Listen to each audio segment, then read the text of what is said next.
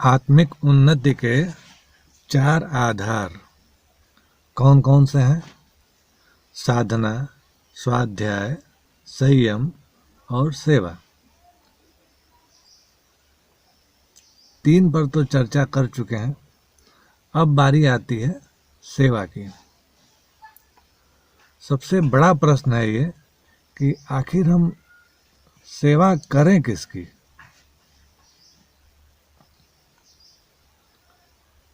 पैदा होने के दिन से लेकर के और जैसे जैसे हम बड़े होते जाते हैं,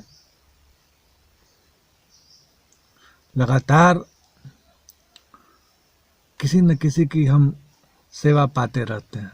पैदा होने के बाद से लेकर के कुछ वर्षों तक का हम कहाँ याद रख पाते हैं कि कैसे ये कुछ वर्ष बीत गए हमारे। और उस दरमियान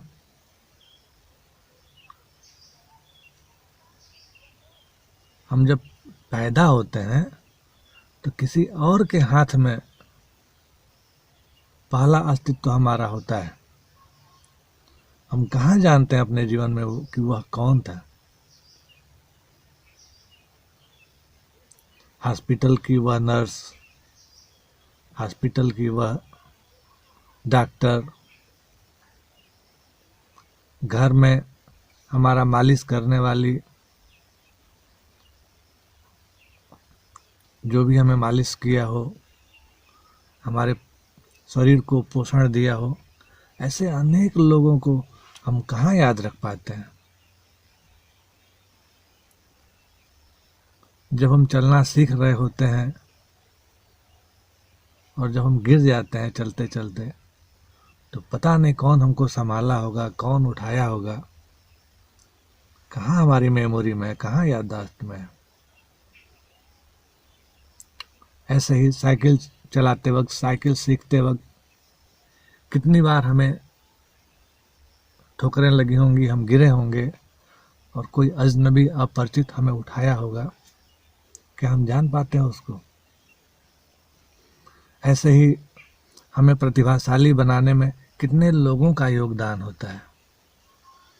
जिस स्कूल में हम पढ़ते हैं, पढ़ाई किए, तो कितने बच्चों से हमारी प्रतिस्पर्धा हुई जिसकी वजह से हमें प्रतिभा मिला। कितने लोगों की हम दिनों दिन सेवा लेते रहते हैं।